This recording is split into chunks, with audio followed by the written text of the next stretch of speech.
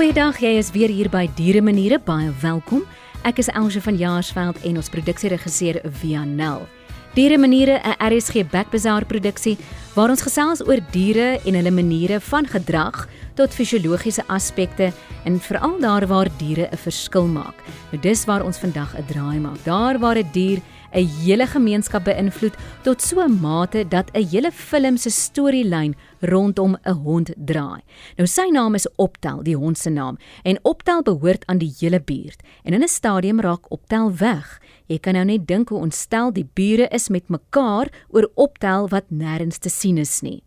Ons luister vinnig na die lokprent van Finding Optel. Hello, Auntie Mavis. Anything lost? Hello, Uncle. Did Uncle lose anything? You're mine.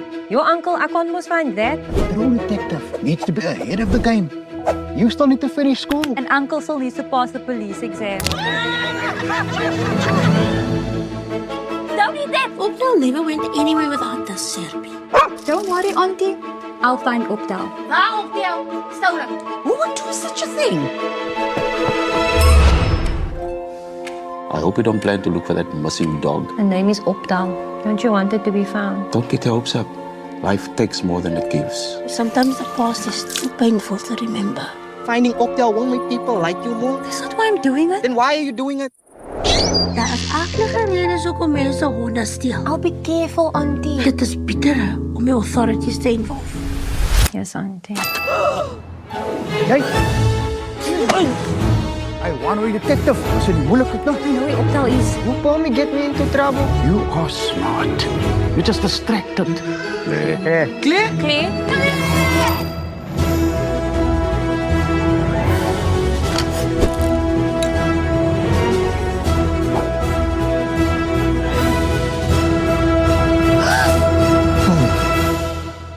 Sugar gives me energy. Woo! Shoobadoop.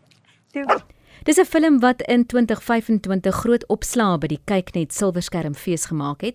Ek gesels met die skrywer en regisseur, Michaela Brown. Sy is jonk, sy is dinamies en sy is lus vir hierdie bedryf. Sy het ook die hoofrol vertolk, maar as 'n hond 'n karakter in 'n film is, moet daar seker ook 'n regte hond op stel wees wat die instruksies van 'n regisseur kan uitvoer. Lig op linkerpoot, swaai stert. Hoe gebeur dit? Om dit vir ons te verduidelik het ek die diere-instrukteur gevra wat op die stel die hond hanteer het, om met ons te gesels. Hy rig al vir 30 jaar diere af vir produksies, Garen van Moenster, en hy sluit later by ons aan. Maar Vian het ook weer vir ons 'n geluid van 'n dier gebring. Kan jy raai watter dier het ons hier?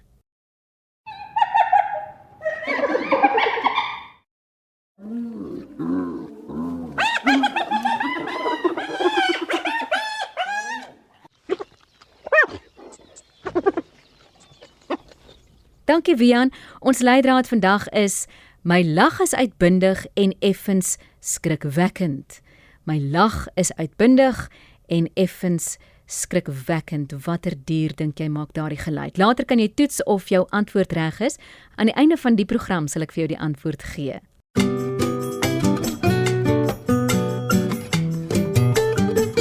Verlede week het Dieremaniere met die aktrise Johannie Swiegelaar gesels.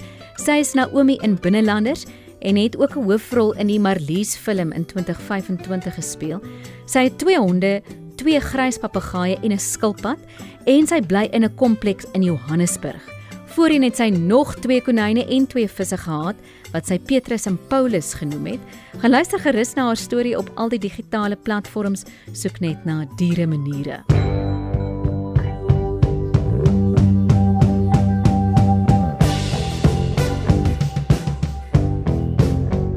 Michaela Brown, wat 'n lekkerte om jou hier by Dieremaniere te verwelkom. Baie welkom by ons. Ja, dankie. Dit is lekker om hier te wees. Nou, ons gesels vandag oor jou film wat jy self geskryf het, Finding Optel. Optel, gou net vinnig vir ons luisteraars. Dit verwys na 'n hond en jy moet ook vir ons asseblief verduidelik hoekom hierdie hond se naam Optel is. En dit is 'n film wat jy self geskryf het, die draaiboek daarvan. Jy het ook die hoofrol vertolk en dit is nou in 2025 vir die eerste keer by die Kyknet Silverskermfees vertoon en jy het daar 'n staande ovasie gekry. Hulle is ook daar aangewys as die vertoning en die film met die beste produksieontwerp, baie geluk daarmee. En dan later ook is dit vertoon in Londen by 'n filmfees. So al die dinge so op 'n streep met jou gebeur. Net so ter agtergrond, hoekom het jy Finding Optel geskryf? So ja, ek is mal oor detective stories en ek wil regtig 'n storie oor my 'n 16-jarige spierde skryf, want ek sien myself eintlik in die hoofkarakter. So dit was my idee. En dan het ek vir baie lang tyd by my oupa en ouma groot geword. So ons het baie dae gegaan vir familiepartytjies en so. And yeah, I wanted to just write something that would celebrate their community because they stay on the Cape Flats, and often there's like a negative portrayal of the Cape Flats where there's a lot of the violence and the crime is emphasized. But I wanted to show a different perspective of that and actually show that there's so much resilience and hope in the community. So I wanted to write a film that kind of celebrates that. Nou, gemeenskaplikheid, 'n gemeenskap is vir jou baie belangrik en daar is baie stories van hoop wat mens ook uit 'n gemeenskap uit kan dra. Hoekom is die gemeenskap juist vir jou so belangrik? Ja, ek dink ons lewe in 'n wêreld wat kan baie sleg wees, and the only way to get through trauma and pain and suffering is with people. And I wanted to really highlight just that we need people around us. There's that famous saying, it takes a village to raise a child. Ja. But I also think it takes a village to be an adult, to live in this world. So yeah, I really just wanted to emphasize that in the story and bring forth a positive portrayal of community through laughter and through just the warmth that the community brings. Pragtig. So hierdie 16-jarige dame en jy speel nou die 16-jarige dame, Claire Abrams. Sy is 16 jaar oud en sy doen al hierdie dinge wat vermis raak. Dan soek sy's nou eintlik 'n amateur speurder en dan is dit die gemeenskap se hond wat wegraak en daarvandaan Finding Optel. Behoort hierdie hond dan aan die hele gemeenskap of aan 'n spesifieke persoon? Nee, dis die gemeenskap se hond. So everyone just takes care of the dog. It's one of those stray dogs that just goes from house to house, and an auntie will feed him beer and an uncle will give the dog shelter there. It's just the community's dog. En daarom die naam Optel, want hy is nou sommer so opgetel. Ja, my oupa het eintlik 'n hond gehad wat hy Optel genoem het. So I just wanted to bring that forth also in the story because I thought it was so funny to call the dog that. Ja, en wanneer het die gemeenskap toe nou uitgevind dat die hond weg is en die hond moet nou gesoek word? Ek wil nou nie hê jy moet die hele filmfonds verduidelik nie, maar daar's baie interessante punte juis met hierdie hond wat jy gebruik het in die film. Yeah, so I wanted to really show the journey that Claire Abrams takes into finding this dog. Because in the beginning, sy hou nie van die hond nie. The dog just gets on her nerves and she finds the dog, she's not mean to the dog, she just finds that the dog is always following her around. But the more that she starts to look for this dog, she actually grows an appreciation for this dog. And without any like really spoilers and stuff, the film does also touch on like animal cruelty and illegal dog fighting. And I wanted to show that that this is wrong, that it shouldn't be, because there's so many illegal dog fighting syndicates happening in the world and in South Africa today. I wanted to like bring awareness to it, but also show that there is justice, that there are people fighting for animals. Yeah, so the story does have a happy ending. Dis goed om te weet. I wanted to raise awareness. Ja, die leidrade wat dan opgevolg word deur Claire, sy is nou besig om te soek na Optel. Dis baie belangrik, is belangrik vir haar gemeenskap om hierdie hond te kry, maar ook vir haarself, want sy worstel self met 'n persoonlike uitdaging. Claire het 'n eie journey van rou, want haar broer het jare gelede verdwyn en she can't deal with the fact that he's gone, and so she finds these lost things to kind of to fill that gap of a brother not being there anymore. And so this journey that she takes with the dog is also her own journey of grief and coming into acceptance that a brother may not still be there, but she still has a family and a community that loves her. Maar dit moet seker nou nogal ook iets anders gewees het om saam met teenoor 'n hond te speel, want kyk, 'n hond kan nou nie eintlik die instruksie aanvaar soos 'n aktrise nie. So die regime met 'n hond was nou waarskynlik heel wat anders gewees. So vertel ons daarvan. Ja, daar was regtig 'n proses op set. So there had to be like an animal handler on set all time, and also someone that made sure that that we were treating the dog fairly. That's just procedure. And yeah, to act with the dog, there were certain cues that the animal handler like gave the dog. For example, the animal handler would give the dog a treat, and then the dog would respond and then act on cue. So die hond was baie slim. And yeah, all the scenes went very quickly. And it was really cool to just watch a dog perform. Sometimes I felt the dog perform better than me. But yeah, it really was fun. Dis 'n pragtige hondjie wat jy gebruik het. Ek sê nou hondjie, maar dis 'n medium grootte hond. Waar het jy die hond gekry? So ek dink die producers het 'n animal handler geken en die handler se honde. So ja, die hond was ook in nog 'n film. I recognized the dog watching this other film. So yeah, we were really blessed because as soon as I saw when they were showing us pictures of potential dogs that we could use, I knew that was Optel. That was the dog that we wanted. So oulik om hierdie stories te hoor en ook nou van Optel, Michaela Brown met wie ons vandag gesels. Jy het die film geskryf, jy het die draaiboek geskryf. Daai hele proses om 'n draaiboek te skryf, hoe lank vat dit? Sjoe, so ek was nog by Stellenbosch Universiteit. Ek was besig met my honeurs in kreatiewe skryf. So that was about I think I did it for my end of year project. So I think I had maybe 6 months or so, where I wrote the first draft, and then the following year, that's when Showmax had the competition where they were looking for first-time writers and first-time directors. And so I submitted my script, but once it got accepted, which was a big blessing. Yeah, once I got accepted, there was still a lot of drafts that I had to do. So what you see now on screen isn't my first draft, but it takes about, I would say, a year. Yeah, a year or so. So in 2021 het jy studeer, is dit min of meer toe jy op Stellenbosch was. En dis wanneer die storie nou al begin het. En in 2025 het ons dit nou op die groot skerm gesien. So daar's 'n verloop van tyd gewees. Yeah, so it came out, so we started filming, 2022, I finished my honors. Then 2023, I got accepted in the competition. And then 2024, we filmed. And 2025, last year, it premiered by die Silver Skerm Fees en die London Film Festival. Nou vir jou as skrywer en dan ook regisseur en aktrise, wat nou sommer met jou eerste film daar by die Silver Skerm Fees en met die kompetisie, wat dit nou eintlik vir jou moontlik gemaak het, al 'n toekenning te wen, wat beteken dit vir jou loopbaan? En dan ook vir jouself, om net te weet, ek is op die regte pad. Hierdie is wat ek moet doen. Ja, ek moes sê, dit was 'n baie surreal moment om by Silver Skerm te wees. Van net om met die cast en die crew en my familie te celebrate. Being in the film industry isn't a solo journey. You need people around you, and it takes a lot of people to make a film. So I must say, it was just so beautiful just to celebrate with everyone about the film. And then regarding just, my seeing if I'm on the right path, I think it definitely gives you confidence. There's in the film industry, jy sal baie neus kry, and I think it just also taught me to just keep on persevering.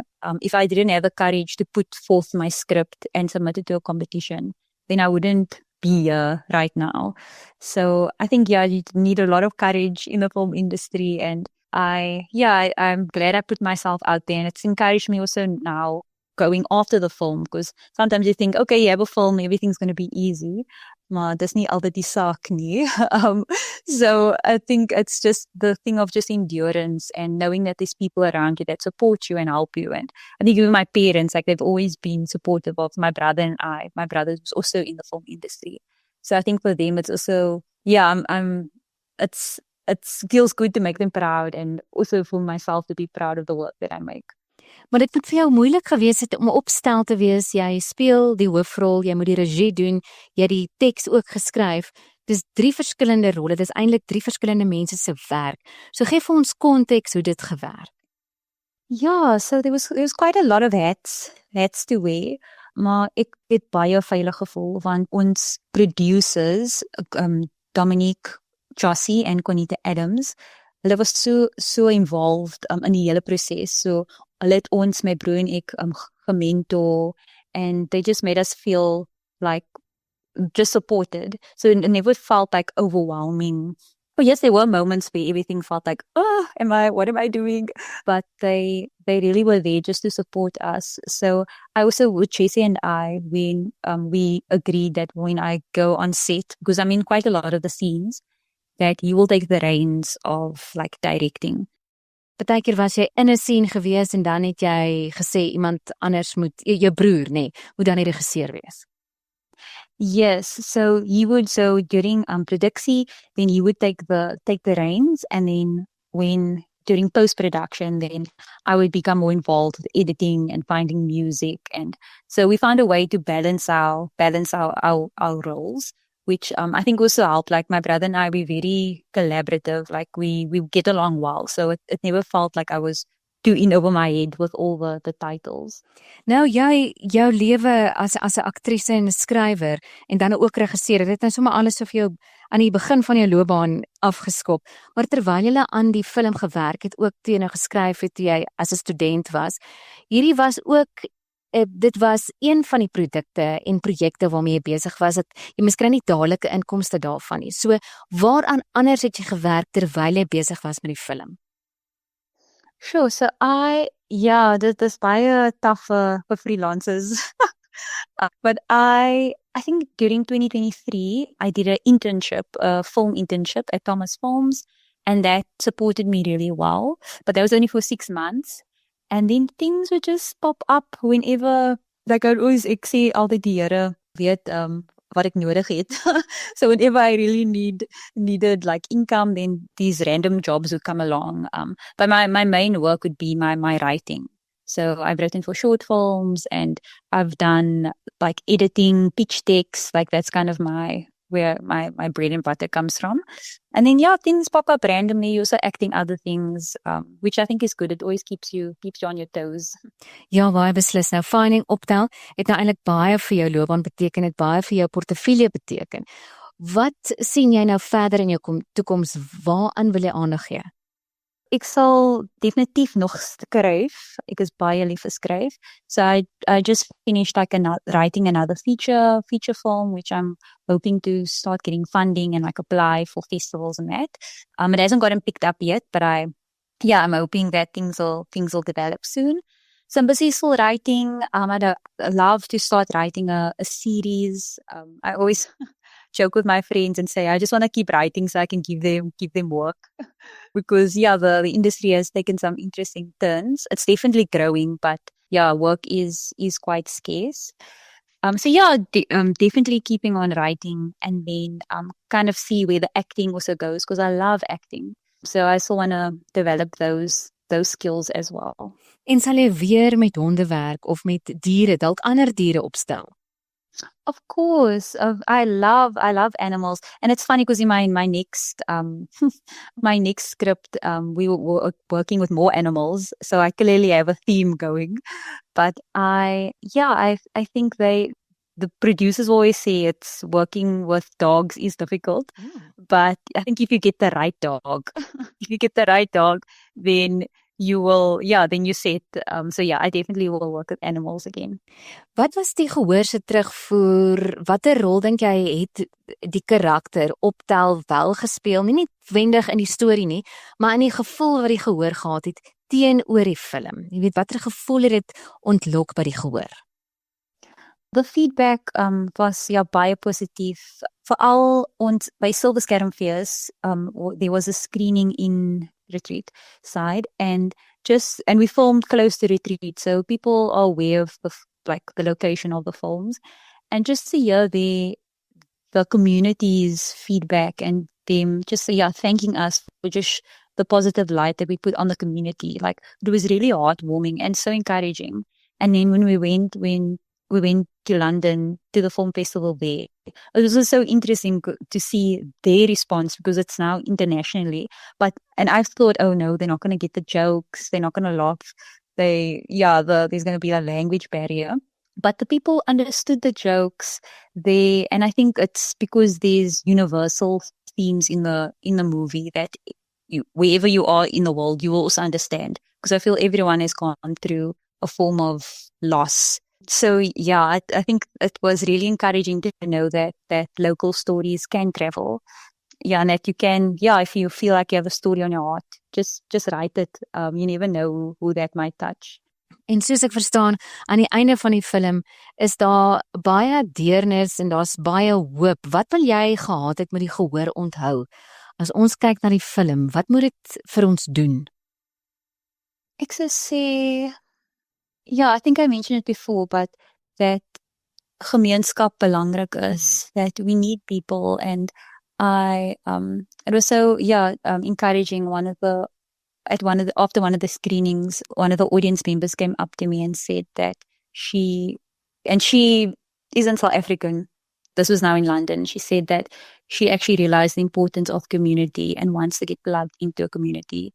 And I was just like, sure, I was so touched by that, because that was the point of the film, is that just highlighting and celebrating that we need each other to get through things.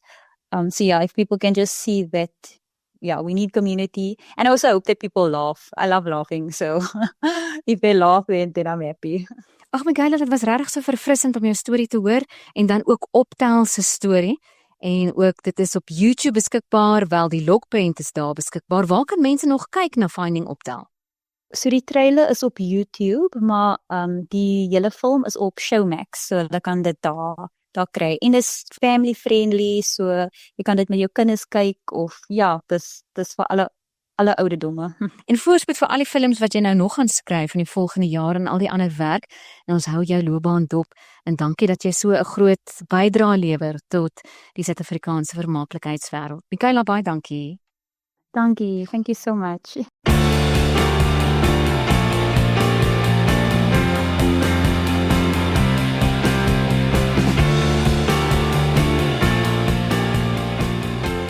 Michaela het gepraat van die hond op stel wat die rol vertolk het van Optel in haar film. Gern van Moenster is die man wat die diere op stel afrig en hy was ook die hanteerder van die hond op die stel van Finding Optel.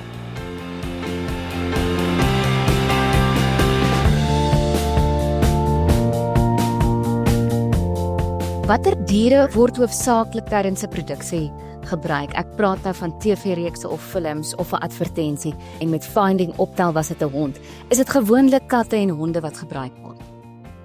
Ja, dis die algemene diere wat gebruik word. Ek doen baie werk met perde en waans. Ek het donkies en myle. So maar die meeste en die maklikste, ek moet sê, en seker nou daar dat die budgets nie so goed is nie, is katte en honde. Hoe werk dit op 'n produksie? Bring jy die dier en kies jy die dier wat sal pas? Ja, hulle gee ons 'n brief om te sê wat soek hulle, wat moet die dier kan doen. En dan het ons het baie mense wat ek kan nie al die diere self aanhou nie. So ek gebruik baie mense in al die jare. Ek's nou al 30 jaar in die bedryf. En so ek het nou oor die jare kontakte met diere en mense met diere en ek het baie van my eie, maar jy weet ek noem dit die pink poodle syndroom. Hulle soek 'n hond en jy het 100 honde, maar hulle soek 'n pink poodle. So jy kan nooit al die diere aanhou nie. So ek kry by mense wat ken die besigheid ook. Hulle honde is goed geleer en is baie makliker so as om al die diere self aan te hou. Maar hierdie mense het gewoonlik, as jy nou 'n dier het, as jy nou 'n hond of 'n kat het, is jy 'n persoonlike verhouding met daai hond of die kat. En as jy nou hierdie dier gaan haal by hierdie mense, hoe bou jy daai verhouding? Want ek neem nou aan jy moet vir die hond of die kat instruksies gee op die TV-stel. Ja, dis 'n kombinasie van eienaar en myself. Jy weet, baie keer het jy nie, jy weet, die dier se aandag so goed as wat die eienaar het. En maar ek is dus hoekom, jy weet, jy kry animal wrangler, want hy is daar om die kat of die hond van die dag reg te kry vir voorkamera met die eienaar en jy werk 'n plan uit. Dis altyd anders. Dis nooit 'n set menu nie. Jy moet altyd jy weet 'n plan hê. Ek het 'n boks wat ek set kit noem. Hy het balle in en squeaky toys en jy weet daar's altyd jy werk met die dier wat makliker is vir die dier en met die eienaar en my ondervinding dan maak ons 'n plan en ons maak dit werk. So die eienaar gaan saam, byvoorbeeld, ek kan nou maar net myself indink, as die dier moet hardloop, dan kan die eienaar nou buite die kamera staan en die dier roep, en dan kan mens nou die dier afneem. Is dit sulke tipe planne wat jy maak? Ja, presies. Kyk, ek het nou die dag 'n werk gedoen, 'n movie gedoen. Die naam van die movie was Muzzle City of the Wolves en dit was 'n Amerikaanse rolprent, hulle het hier geskiet. En ek het 14 honde gekry vir die job om een hond te speel. Ek het met 14 begin. Dit was nog 'n groot fliek. Ons is seker 12 weke gewerk op dit. En die hond wat ek gekry het was van Johannesburg af. Sy naam is Uzo. En hy was 'n werkende hond. Hy was al ontplooi in Afghanistan en hy het by my kom bly en ek het net oor die weke, oor die tyd 'n koneksie met hierdie hond gemaak vir die fliek. En as jy baie tyd het, dan doen jy dit eerder daai manier. Dan is dit net jy en die hond op, jy weet, wat werk opstel. En op so langtermyn 'n job, dan werk dit nogal goed uit. En die hond was fantasties. Dit was nogal 'n goeie fliek wat ek dink so van my kant af. Jy weet, mense sien dit van 'n ander kant af, maar ek sien dit van die diere wat ons daar weggekry het met die honde en dit kan ook, jy weet, dit werk as dit langtermyn is. Maar korttermyn, ek sê elke keer as ons op stel is, ons in Engels sê hulle, we reinvent the wheel. Jy weet, dit is soos van day one, ons moet nou regtig, jy weet, want jy kan nooit al die situasies sien voor die tyd. Is die dinge verander en as jy daar kom en skielik is daar hulle soek nog 'n moeilike shot en dan moet jy dink en uitwerk met die eienaar. Hoe gaan ons dit doen? Is dit alright? Maar ek moet sê, as ek 'n hond stel toe vat, is hulle goed getrain. Hulle is outgoing. Hulle hou daarvan. Hulle is nie, jy weet, jy vat nie 'n hond wat net mooi lyk nie. Definitief die hond het talent. En nou dat ons so lank in die game is sal ek sê 95% van ons honde op ons boeke is al op stel. So dis nie 'n vreemdeling ding, hulle is nie overwhelmed met stel, want dit is nog hulle besige storie en almal doen hulle job en jy moet net reg wees met jou hond om jou job te doen. So en met die eienaar en al die jare se ondervinding sal ek sê kry ons dit reg. Ja, ek kan dink. Nou ander tipe diere jy het nou gepraat, jy werk ook met donkies en met perde. Is dit heeltemal iets anders om met daai groot diere te werk?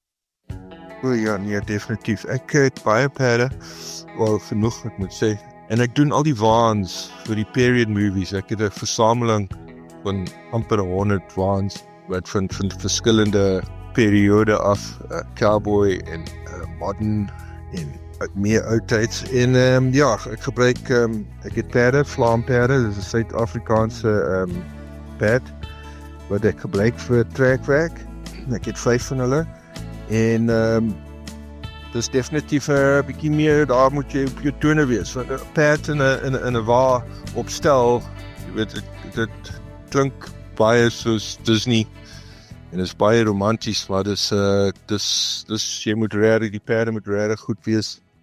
En die donkies. En jy weet, op so 'n groot dier opstel moet jy definitief, jy weet, ek is die eienaar van sulke diere, jy vat nie 'n vreemde perd stel toe nie. Dis gevaarlik. So my perde en my donkies en my esels of myle het ek van my eie en al die waans en die equipment wat saamgaan, die tome en sulke goed, het ek en is alles safety en ek maak seker alles is werkend. So dis een van die diere wat ek nogal baie gebruik. So jy weet, in die films. Werk jy ook baie vir internasionale films as jy nou so praat van daar's koetse en daar's waans. Ek kan aan myself net indink dit moet internasionale films wees. Ja, nee, meeste van my werk, moet ek sê, is so 90% van my werk is international. Ons doen nogal baie, snaaks genoeg, die Afrikaanse filmbedryf is nogal bedrywig, as ek het so sê, hulle doen nogal baie fliks, hulle is, local is lekker, you know, en hulle het nie altyd die budgets nie, maar dis lekker werk. Die ander met die koetse en die groot produksies, wat ek al opgewerk het, ja, hulle is allemaal international, en ja, what can I say? Is daar ook ander diere? Goed, ons het nou gehoor van die perde, die donkies, die honde, die katte, maar daar's baie keer olifante of 'n wilde dier opstel. Jy weet, hoe werk die mense met wilde diere?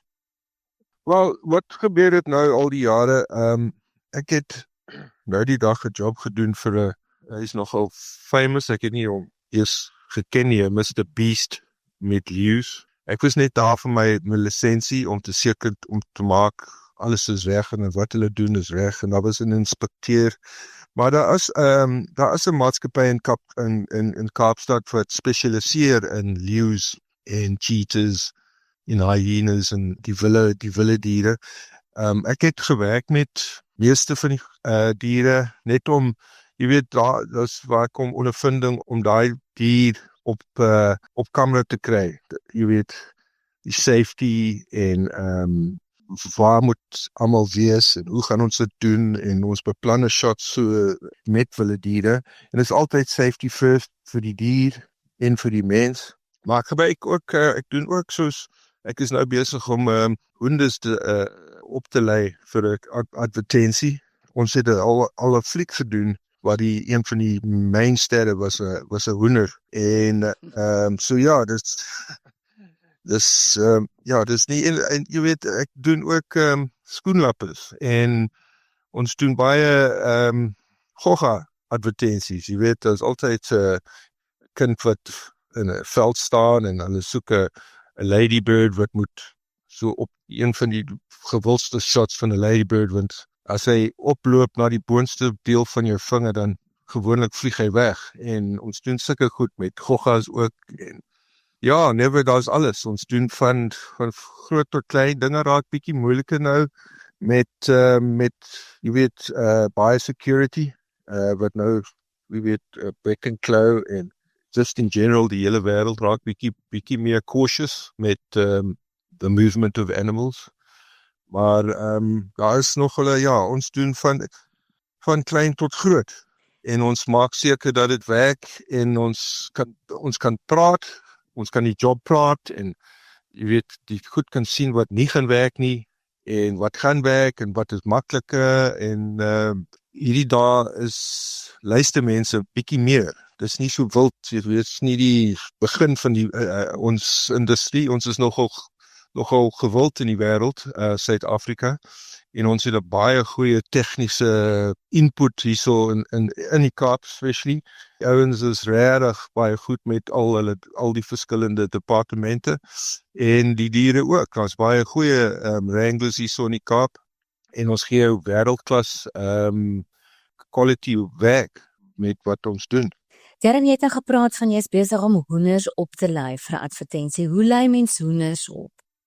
Man, jy weet, is die maklikste ding met 'n hoender.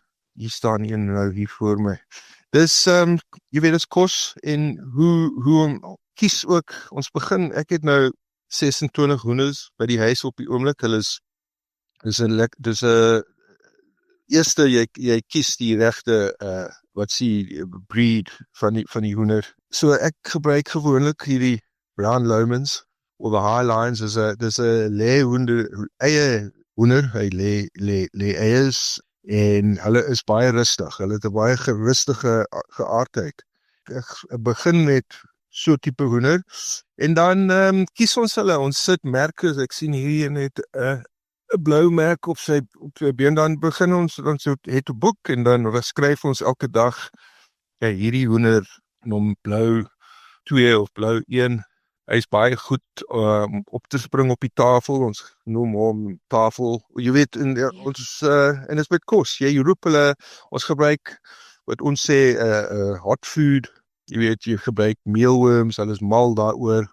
Jy gebruik mielies, jy het lepele en jy het verskillende kosse wat hulle meer opgewonde. Jy kan nie net heeldag met mielies gebruik nie. So dis ook die kos wat ons hulle gee. Ons het 'n lang stok met 'n koppie onder en waar ons daai koppie wys, dan volg die hoenders dit. Ek het op 'n advertensie gedoen waar ek hoenders geleer sokker speel en ek het 'n klein bakkie agter 'n bal gesit. Die bal het 'n stok deurgehad. Dit was 'n solid plastic ball. En ek het as deur die bal gesit in hierdie klein bakkie agter. En ek het die bal getrek so. As die hoenders naby kom en is die kos in die bakkie, kry hulle die kos. En op die dag het ek 'n span wit en 'n span bruin hoenders gehad. En dan op die dag dan vat jy net 'n gewone bal met klokke in. En jy rol hom. En hardloop die hoenders vir die bal en hulle stoot hom rond om te hulle soek waar is die bakkie nou. En so kan jy sit dit by mekaar in post-production en dan het jy 'n advertensie wat dit lyk of die hoenders nou regtig sokker speel. So oulik. Is daar altyd iemand van die DBV ook teenwoordig opstel? Ja, altyd. Dis nogal ons is nogal baie belangrik dat hulle dis wet dat hulle nou daar moet wees. Dus elke dag moet stel toe kom en jy weet, as ons opstel is vir 8 ure, moet hulle daar wees vir 8 ure. En ons werk nogal goed met die mense, al die jare nou, so dis een groot ding vir Oosie en Suid-Afrika. Eintlik is Suid-Afrika een van die leiers in wet vir diere. Ons wette is baie streng gehanteer by DEF, Department of Fisheries and Forestries. En ons moet 'n lisensie elke jaar kry. Ons veearts moet elke 3 maande inspeksie kom hou. En dan in die einde van die jaar kom die staatsveearts, hulle doen ook inspeksie. So dit is 'n baie controlled en vir die welfare vir almal, vir die diere en die mens organisasie. En word die diere betaal of die eienaar van die dier? Is daar betaling? Jy word nou betaal, waarskynlik deur die produksiespan, dit is jou werk. Maar as jy nou iemand kontak en sê, bring asseblief jou hond, wil sê, weer saam met jou hond werk, is daar betaling betrokke? O ja, absoluut. I mean, dit is Hollywood. Dis definitief betaling en dit maak definitief dat jy 'n mens kan bel 11:00 in die aand vind. Daai pink poodle syndroom kom weer uit waar hulle soek nou, hulle het nou geëet by 'n fancy restaurant in die Kaap, nou wil hulle besluit nie wat, hulle soek nou môre 'n pink poodle. Dan kry jy weet, dis 'n bietjie van 'n besigheid, dis nie, soos ek sê, dis nie so goed uitbeplan, dat jy met altyd op jou voete kan dink, en dan kan ek 'n mens bel hierso by 11:00 in die aand, want hulle weet, hulle ken die storie, hulle weet is nooit set in stone nie, en die geld is goed vir hulle, die geld is goed vir ons, en dit werk so, dis is, mense besef nie hoe, of die filmbedryf, almal, daar is nie net een of mens of whatever wat die geld kry, dit word versprei, jy weet, almal kry 'n deel, dis animal wranglers, dis grips, dis lighting, dis hotelle, dis vervoer, dis kos, dis 'n onderskatte besigheid, en in al die jare in Kaapstad was dit definitief een van die topbedrywe op 'n stadium met al die international filmwerk en advertensies. So ja, geld is definitief 'n groot deel van dit, om dit goed te werk en dat die mense nie gaan, jy weet, wat is die regte woord, ek weet nie of dit 'n vloekwoord, dis nie rondgeneek, en hulle weet, as hulle oproep kry, en as dinge verander, is hulle weet, dis die filmbedryf. Nou die informele duimreël so tussen regisseurs is dat mens nie werk nie op stel met kinders en met diere nie. Is dit iets van die verlede? Is dit 'n argaïese duimreël? Man, hulle sê dit, dis kinders en diere, maar jy weet, as dit goed gaan opstel, jy weet, dan is die dier wonderlik. En almal is so happy, is so, wat se goeie hond het jy hier vandag, en wat se goeie perd, whatever, maar as dinge sleg word, of iets nie lekker werk nie, dan is dit, gee, like, Karen, what's going on? Well, wat jy weet, dan is dit die Wrangler.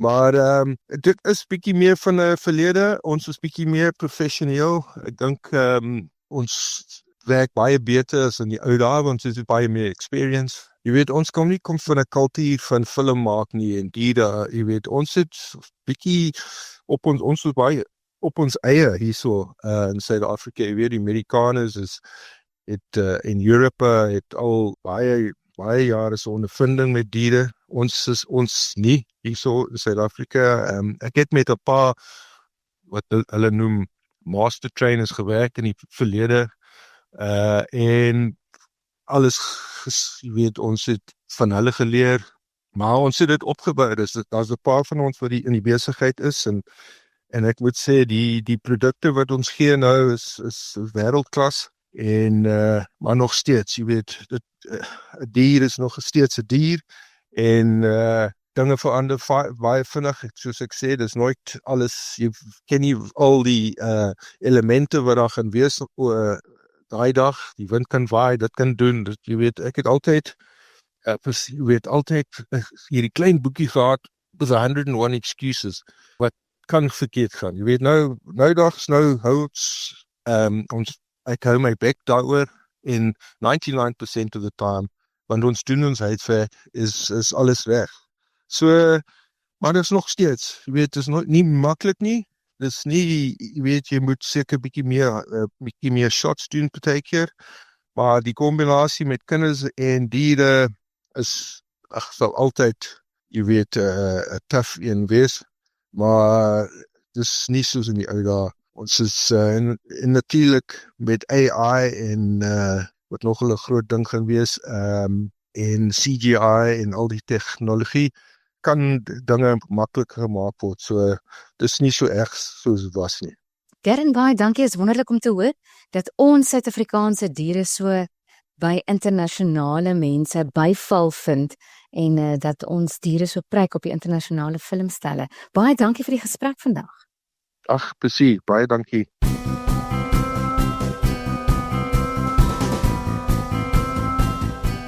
Dankie Michaela en Garen. Dit was nou so interessant om te hoor hoe word diere op 'n stel hanteer. Wian is terug met sy dieregeluide.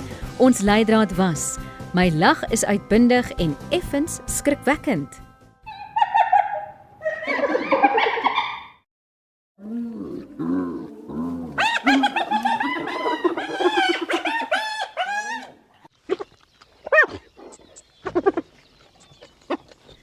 Beslis skrikwekkend, nee. Wian sê dit is die klank van 'n hyena. Daar sy, nou weet jy, dalk was jy nog reg ook.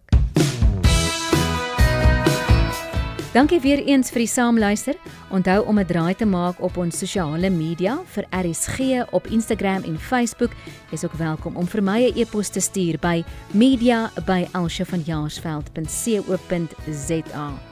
Volgende week gesels ek met die kinderboekskrywer Jaco Jacobs oor sy eksotiese troeteldiere. Hy het onder andere slange, baarddraakies, sy kinders het elkeen 'n konyn, hulle is vir niks bang nie.